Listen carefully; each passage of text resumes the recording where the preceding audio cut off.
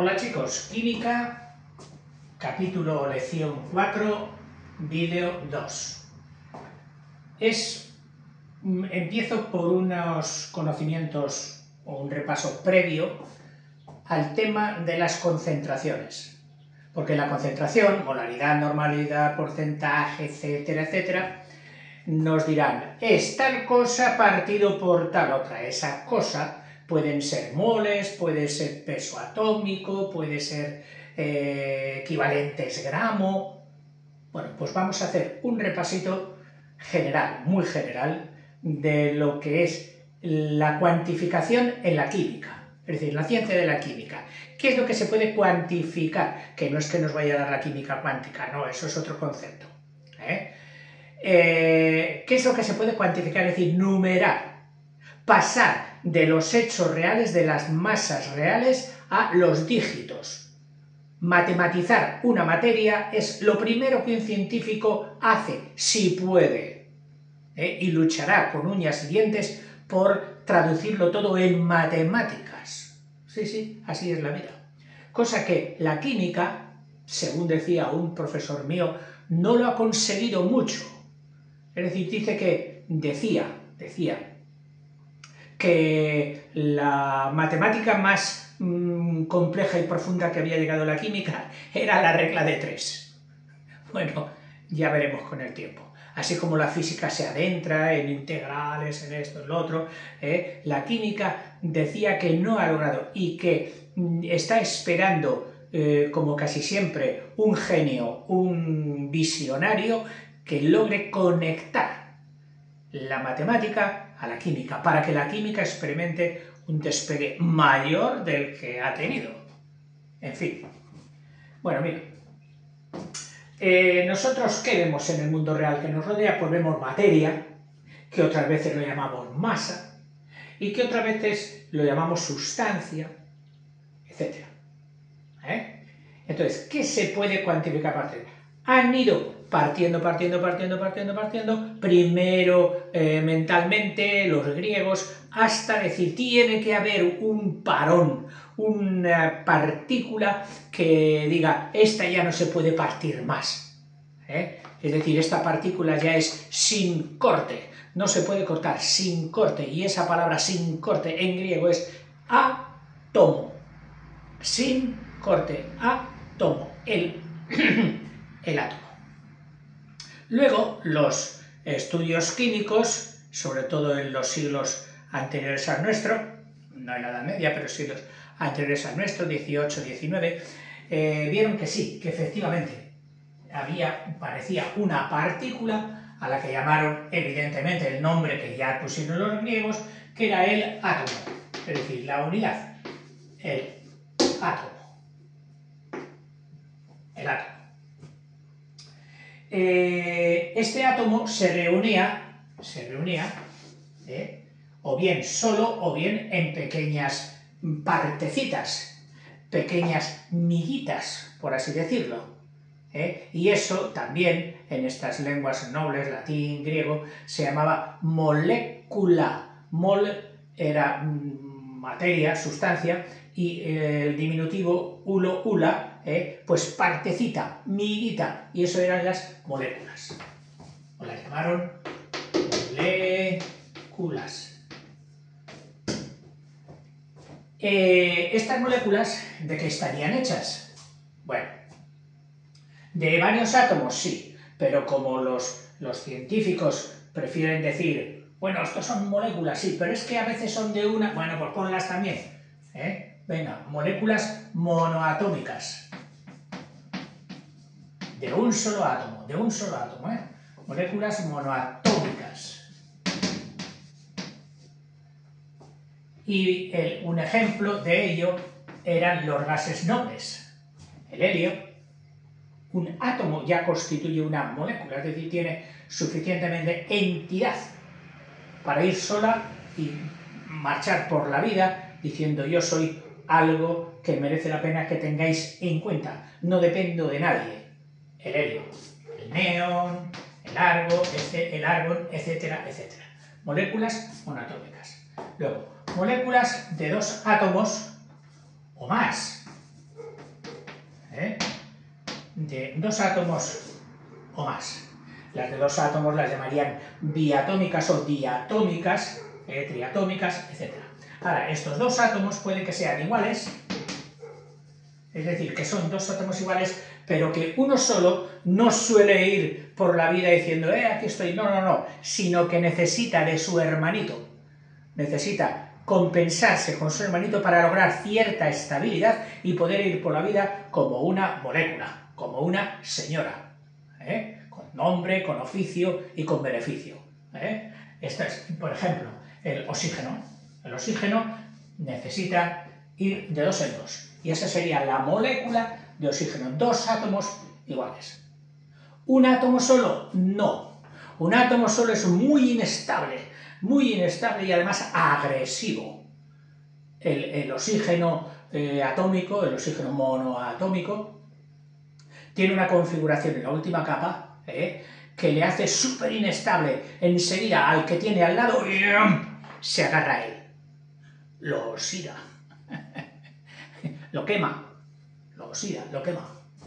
Es más, todas las sustancias de oxidación, antes de iniciarse, tienen que romper esta molécula en sus 2 átomos por separados, en el átomo atómico, y entonces es cuando tiene capacidad de reacción. Ejemplo, una reacción de oxidación fácil y que se da todos los días, que es la combustión, que es el quemar un palito, quemar una cerilla. Oiga, ¿también una cerilla tiene? Sí, también es química. Bueno, pues para que arda ese palito, para que se combine la celulosa del palo, el lignito del palo o el lignito del palo con el oxígeno, primero hay que poner el oxígeno del aire, que está en forma de molécula diatómica, hay que partirlo, y eso se parte mediante calor.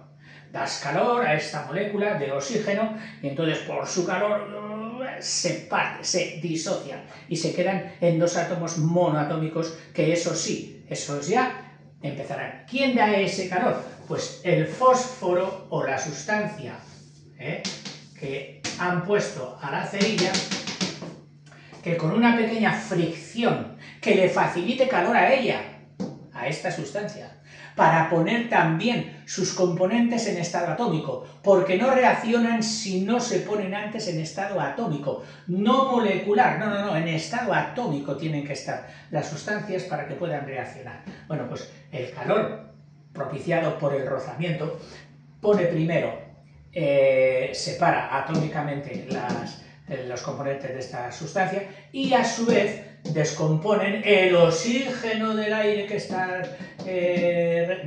rodeando, y ese oxígeno del aire ya una vez atómico se muerde el lignito de la cerilla y ya va continuando. Como es una reacción exotérmica, el calor que produce las primeras reacciones sirve para disociar los siguientes átomos de O2, moléculas de O2 que están en el aire, ponerlos en estado atómico y que la cerilla siga ardiendo.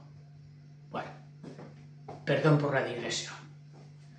Moléculas diatómicas, de átomos iguales. Ejemplo, el oxígeno, etc.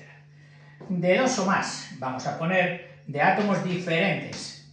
De átomos diferentes.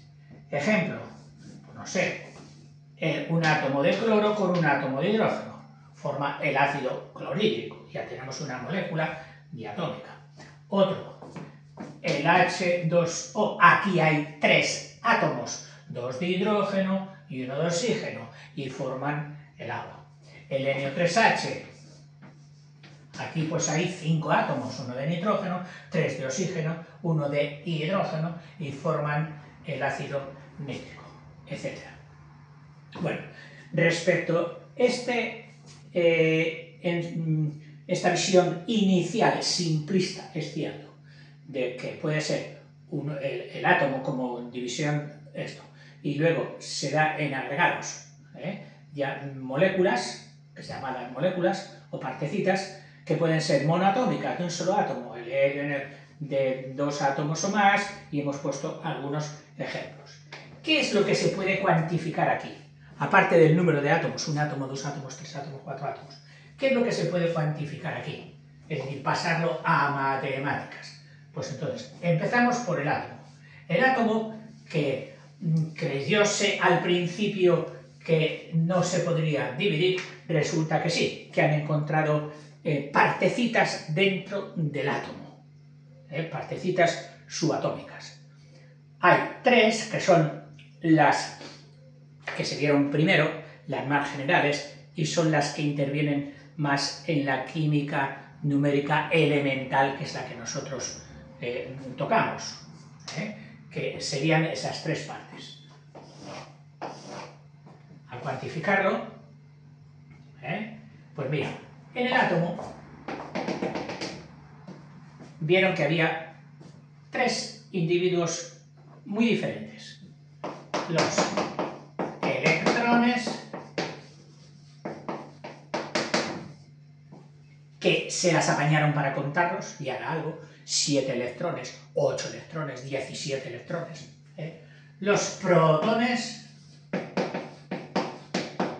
mismo, se las apañaron para contarlos, protones, y los neutrones. Ya sabes, en cuanto a su colocación en el átomo, pues los protones, pongámosles en forma de bolitas, y los neutrones, todos juntos aquí apelotonados, formaban el núcleo, y los electrones, puestos a gran distancia relativa, no la que aquí marco con respecto a escala, o sea, no te fijes en esta escala, no. El núcleo sería muchísimo más pequeñito para que el radio de hasta los electrones fuera este. Bien, pues estos electrones, resulta que al contarlos, y al contar los protones, vieron que su número era el mismo. Claro. ¿Por qué? Porque los electrones son las cargas negativas y los protones son las positivas. Entonces, como un átomo se concibe como un elemento equilibrado de electricidad neutra, de carga neutra, el número de electrones era igual al número de protones. Ese número era tan importante para los átomos que se le llamó número, por excelencia, el número atómico. Número atómico. Número atómico. Que se ve el carbono, 12. 12 electrones y 12 protones. A ver, que no me deje yo ahora aquí engañar con el siguiente concepto, que será el de peso. Ya no el de contar bolitas, que era este. Electrones, protones, neutrones. Neutrones también tienen el mismo número, bueno, no exactamente, semejante, su número semejante es el número de protones, pero suele variar, es decir, no importa que tenga más neutrones que protones.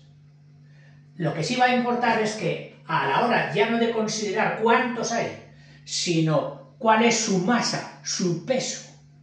O sea, ahora ya pasamos a otro concepto de contar, numerar, a pesar. A pesar. Vamos a pesar los electrones. Oye, estos no mueven la balanza, estos no mueven nada. Los electrones, si no tienen peso, o sea, prácticamente se ha desestimado su peso. Cosa que los protones y los neutrones sí que pesan. Y tienen un peso muy similar el uno con el otro. Entonces dicen, ¿cuánto pesa en total el átomo en general? Pues mira, los electrones no aportan carga, no aportan peso. Los que aportan son los protones y los neutrones. Y a ese número de neutrones más protones lo llaman peso atómico. Te voy a decir que en física se distingue muy bien entre lo que es peso y lo que es masa. La masa es la sustancia, y puede estar en cualquier satélite, sometido a cualquier fuerza, y la masa siempre será eso, la masa. Se le ha dado una unidad, el gramo, y los gramos que haya de masa aquí en la Tierra de un bolígrafo, pues cuando ese bolígrafo vaya a la Luna, también tendrá los mismos gramos. Ejemplo, ese bolígrafo pesa 18 gramos. 18 gramos de masa aquí en la Tierra. 18 gramos de masa allí en la Luna. Pero a la hora de pesarlo, que pesar es ver con cuánta fuerza es atraída esa masa dentro de un campo, en este caso del campo gravitatorio, con cuánta fuerza es atraída. Y entonces decimos, en la Tierra, pues vamos a ver que cada gramo masa esté atraído o es atraído por un gramo peso. Es decir, que la masa aquí sería el número igual al peso. Pero en la Luna no. En la Luna ese bolígrafo, o sea que en la Tierra 18 gramos del boli son 18 gramos pesos o sea que la masa en números es idéntica al peso. 18 gramos de masa, 18 gramos de gramo peso. Mientras que en la Luna, no, en la Luna sí, el bolígrafo no se le ha partido, ha seguido enterito allí y son 18 gramos de masa en la Luna. Pero, al ver a qué fuerzas es sometido gravitatoriamente, como allí la gravedad es de 1/6, allí resulta que este boli, su peso es de 1/6, 18 sextos igual a 3 gramos. O sea, sigue teniendo 18 de masa, pero solo tiene 3 gramos pesos. Allí las cosas pesan poquísimo, la sexta parte. Bueno, pues aquí en la Tierra, los protones y los neutrones, que tienen un peso semejante, lo llamarían peso atómico, pero también muchas veces, por no decir indistintamente, te lo llaman peso atómico o masa atómica. O masa atómica. O sea, similar. En química no hacen esa distinción tan precisa como en física. En física sabes tú que no es lo mismo considerar la masa que el peso, porque en el peso es una fuerza y en la fuerza hay que meter la aceleración. Fuerza era igual a masa por aceleración. Bueno, otro concepto que se puede contar es el número de electrones de la última capa, el número de electrones situados en la última capa, vamos a colocarlos así, con un dibujo un poco naif, un poco infantil, que se desprenden, o número de electrones de otros átomos que son capaces de absorber. A este número que también se puede contar, es decir, ejemplo, este átomo se desprende facilísimamente de 2 electrones. Entonces él se quedaría cargado positivamente, al haberse roto la neutralidad, se queda cargado positivamente con +2. Y hay 2 electrones suyos que están por ahí buscando pareja, buscando con quién liarse. Que a lo mejor serían con alguien, te lo traen aquí y te lo pegan y constituir la reacción. O al revés, puede haber átomos que tienen un número aquí, que sé yo, tienen 3, tienen 2, y ese tienen 3, y ese electrón hay uno que les resulta muy incómodo de tener. Entonces están continuamente expulsándolo y diciéndole, vete, y lo tiran. O al revés, es un átomo que tiene 7, y dice, ay, cuánto me gustaría parecerme a los gases nobles, que tienen 8 en la última capa, por favor, que venga uno, y entonces con muchísima facilidad cogen uno, y se quedaría cargado negativamente con -1. Bueno, pues este número de electrones que son capaces de soltar o de absorber con toda facilidad, a eso lo llaman valencia. Valencia, que es otro número, otro cuantificador de la química que hay que tener muy en cuenta. Y por último, bueno, no por último, este peso atómico o masa atómica, por supuesto, es muy pequeñita, y han querido los químicos, y parece que lo han conseguido, reducirlo a los gramos nuestros, al kilogramo, al kilo. Y dice, ¿cómo es de pequeño el peso atómico o la masa atómica del mínimo? Es decir, ¿en qué unidades se daría eso? Bueno, pues esas unidades, que las han llamado unidades de masa atómicas, UMAS, unidades de masas atómicas, resulta que ese peso tan insignificante que sería el peso de un electrón o el peso de un protón, vale 1,6726 por 10 a la menos 27, que kilogramos. A veces se da en gramos y entonces en vez de ser menos 27 sería a la menos 24. Esa sería la unidad de peso atómico. Mira, sin querer he dicho unidad de peso atómico. ¿Por qué? Porque ya te digo que peso y masa están continuamente variando, oscilando en el lenguaje químico. Vamos a ver. Y ahora ya tenemos un mundo, pero todo él de micro. Y claro, con ese micro no hay manera de conectarlo a la vida real.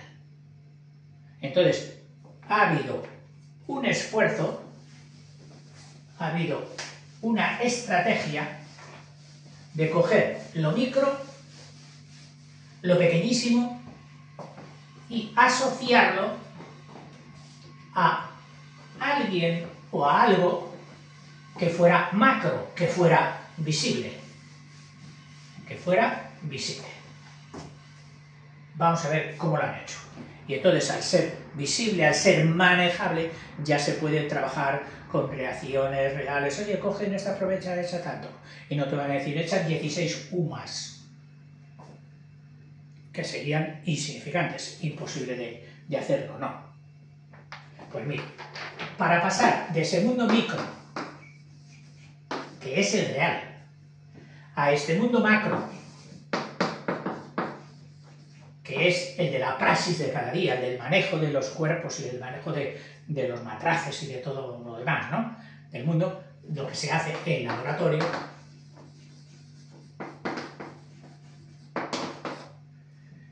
pues han cogido el peso, que ya hemos dicho que es peso o masa, el peso masa molecular,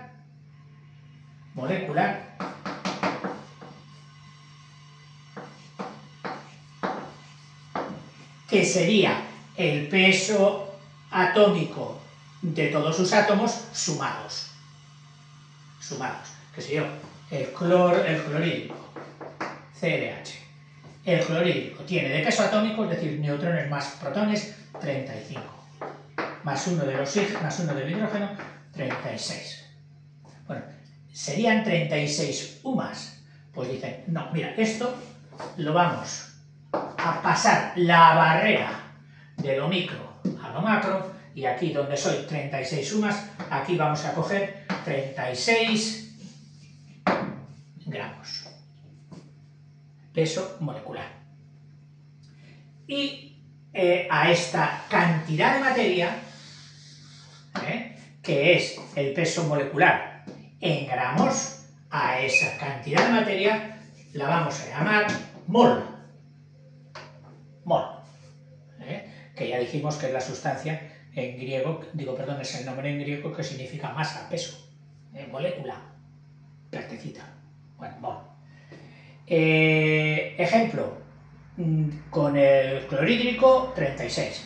Si es con el agua, pues sería con el agua 16 de peso atómico del oxígeno, porque tiene 8 protones y 8 neutrones. 16. Más 2 del protón, porque el hidrógeno solo tiene que pese un protón, el electrón no pesa. 16 más 2, 18. 18 UMAS en lo micro, 18 gramos en lo macro, que también sería un mol. mol de clorhídrico, mol de agua. Por coger... Bueno, pues resulta que esta cantidad de un mol de clorhídrico, de un mol de agua, que son cantidades muy diferentes, vamos, prácticamente, ni sin prácticamente, el doble en gramos. Un mol de clorhídrico son 36 gramos y un mol de agua, sin embargo, son 18 gramos. Bueno, pues resulta que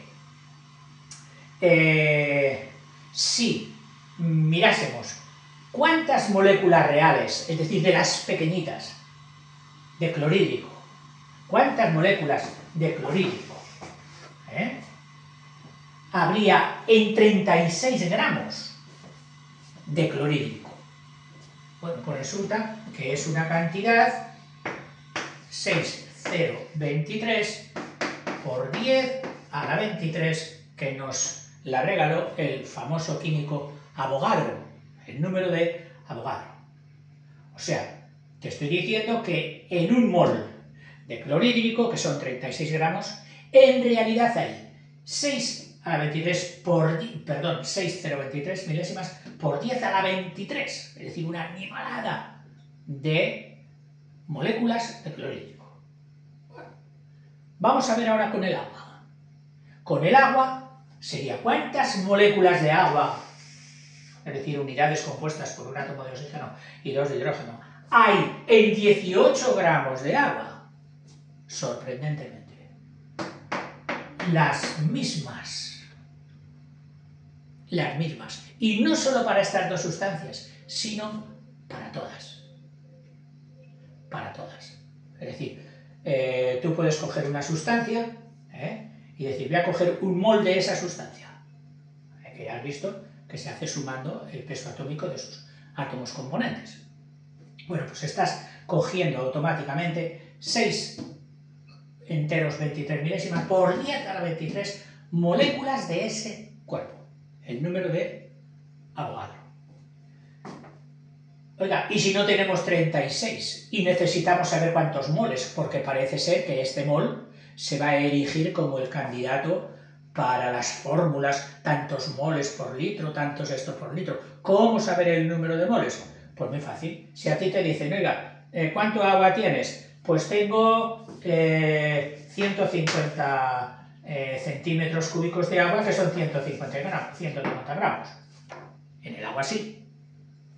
¿Cuántos moles hay aquí de agua? Pues bueno, divida usted el peso total del agua entre el peso o la masa de un mol de agua, que son 18, y le dará a usted aquí el número de moles. 150 entre 8 sería 75 entre 9, dividiendo entre 2 y entre 2. 75 entre 9, 8 por 9, 72, a 75, 3, y 3 por 9, 27, perdón, 3 por 9, 27, al 33, etcétera, etcétera, etcétera. 8,3 moles de agua. O sea, 150 gramos de agua, un botellín pequeño, un vaso, ¿cuántos moles hay de agua? 8,3. Esto para cuando nos pregunten qué concentración hay para hacer esto y lo otro. Avanzamos un poquito y seguimos con este mismo traspaso de lo micro a lo macro, pero en otros conceptos ya diferentes del peso molecular y del mol que hemos llamado. Se trata de uno que parece ser que cuando mi profe escribió este libro se tenía muy en cuenta, se trabajaba mucho con él. Y por lo que he podido ver en algunas páginas web ya casi no se maneja y prefieren para todo el mol. El mol se ha apoderado del mercado para trabajar con moles, pasarlo todo a moles, etcétera, etcétera. Pero uno que tuvo, y supongo que sigue teniendo en algunos campos, en algunas situaciones, importancia, es el equivalente químico o equivalente gramo. Dice, el equivalente, bueno, pasando lo mismo, de lo micro a lo macro. Y esto se da especialmente en el momento de o sea, se coge para las reacciones. Es decir, interacciones de unas moléculas con otras moléculas, para dar unas terceras, para dar una sola, etcétera, etcétera. La mínima masa que puede reaccionar, la mínima masa que puede reaccionar, esa sustancia o ese total lo han llamado equivalente químico. Ahora veremos a ver qué es el equivalente químico. Equivalente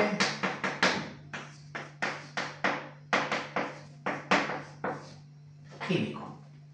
Dicho con palabras de mi profe, que es el equivalente químico de una sustancia, se entiende la cantidad de esa sustancia que reacciona con 1, o sea, sería la que reacciona con 1,008 partes de hidrógeno. Partes de hidrógeno. O sea, la cantidad de un cuerpo que reacciona con 1,008 partes de hidrógeno, que esto viene también de ¿por qué 1,08? Porque cogieron el carbono como protagonista. Entonces, como el carbono tenía 12, sería 1/12 del átomo o del peso del carbono. Bueno, pero bueno, vale como definición del equivalente químico, vale esta también. Equivalente químico, la cantidad de sustancia que reacciona con con 1,008 partes de hidrógeno. O un peso que le equivalga, un peso que valga lo mismo, como en este caso que sería 1/12 de esto. Como los pesos de los elementos monovalentes, los pesos de los elementos, algo que le equivalga a esto sería el peso de un elemento monovalente, que de valencia 1, o el del oxidilo, el peso del oxidilo, o sea, cantidad de sustancia que reacciona con un oxidilo. Ahora, ¿qué es? Esto sería en el micro, en el mundo micro. Y en el mundo macro, pues cogen este número, el equivalente químico, y lo pasan a gramos, y entonces ya lo llaman equivalente gramo. El número será igual que el equivalente químico. Dice, para calcular el equivalente gramo de un ácido o de una base, se divide su peso molecular por el número de iones hidrónio,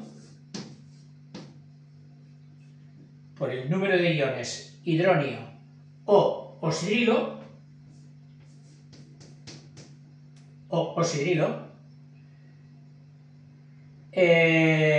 respectivamente, que producen sus moléculas del ácido o de la base al disociarse. Así por ejemplo, tratándose del clorhídrico, del CLH, al disociarse solo libera un hidrógeno, que juntamente al estar en agua, pues formaría un hidrógeno.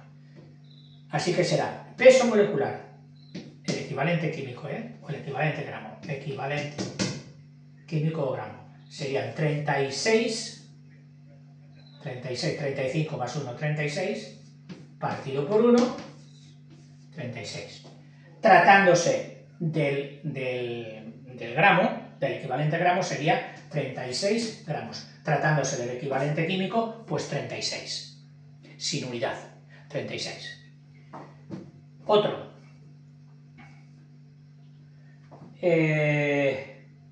Bueno, pone 36,5.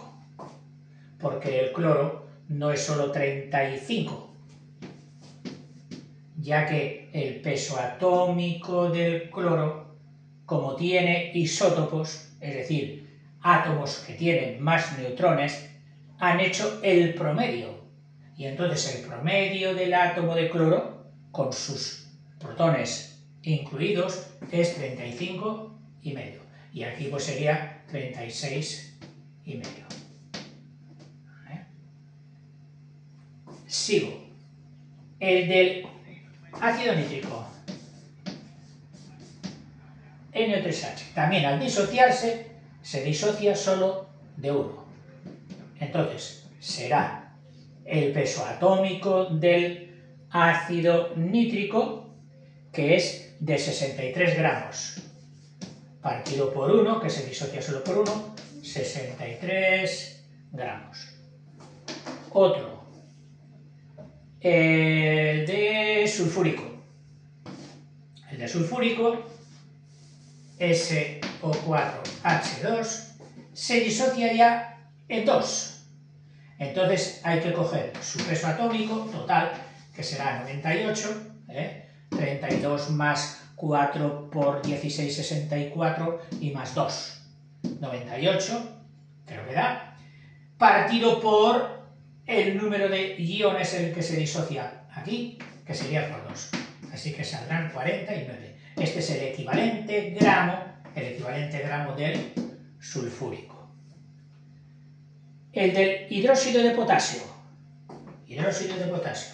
KOH. Al disociarse, solo se disocia un OH, que sería el negativo este. Entonces será su peso atómico total partido por 1, porque esto es lo que se disocia, un oxidrino. Y sale, pues, de 56 gramos, etc. Por último ya, cojamos, si se trata, pues, de una sal, hidróxido de aluminio. Atentos, hidróxido de aluminio, AlOH3. Como se disocia y salen 3, entonces será el peso atómico total, que es 78, entre 3, que da igual a 26 gramos. Ese sería el equivalente gramo del hidróxido sólido. Recortadlo para cuando en los capítulos siguientes o los vídeos siguientes veamos las concentraciones, recordad cómo se logra o cómo se saca el equivalente gramo de una sustancia.